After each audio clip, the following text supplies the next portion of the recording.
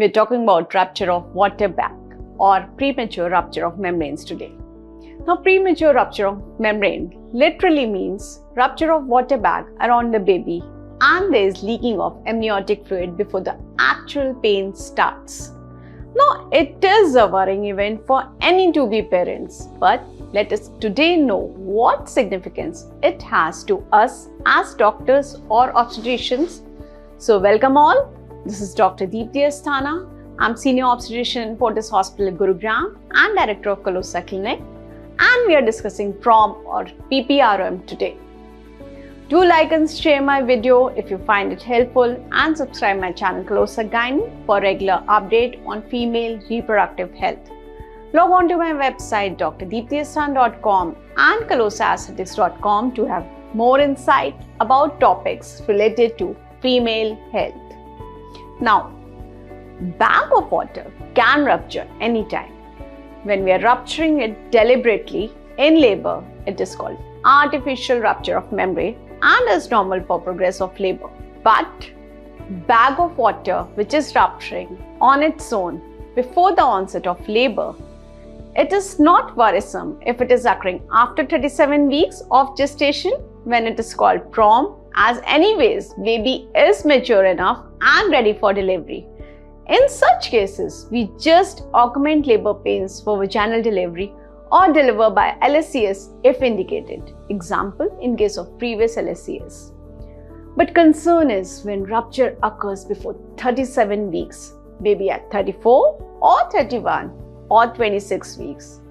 Here, the baby is not mature enough for delivery and we have to weigh various aspects. This becomes a complicated scenario. Now, many times patients get confused whether fluid that is coming out is urine leakage, as this is also common in pregnancy, or is it actual water bag leaking. Now there are some simple tips to differentiate both of these. Now first is stand-up test. Now if leaking is coming continuously or on standing, it is most probably water bag rupture, whereas if it is coming after sneezing or putting pressure down, it is urine leakage. Next, empty your bladder. Hold up your pelvic muscles tight and apply a sanitary pad. If it is still getting wet, then it is water breakage. Next, odor and color. Now, urine usually has a peculiar smell and yellow color, whereas light curve doesn't have any odor and is clear. A doctor may do per speculum examination to see if fluid is coming from cervical opening, which confirms water bag rupture, or ultrasound can be done to check the amount of water levels. Low water levels confirm rupture of water bag.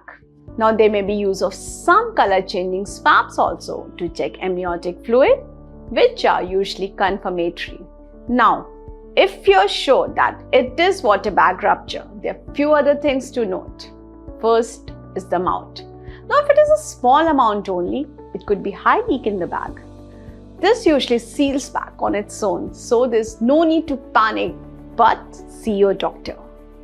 Now if the amount of fluid is too much, rush to reach hospital, as there may be cord compression without any water cushion around.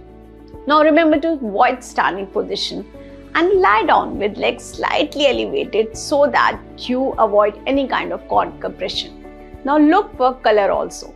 Now if it is a clear fluid coming out, nothing to worry much, but if it is green, baby has already passed meconium or stools with first bowel movements and needs to be delivered early, as it may reach lungs and make breathing difficult. Now also time is important.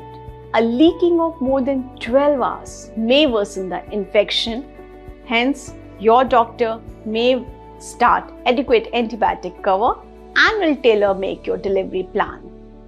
Now let us look at the risk factors so that patients at high risk are alert and cautious.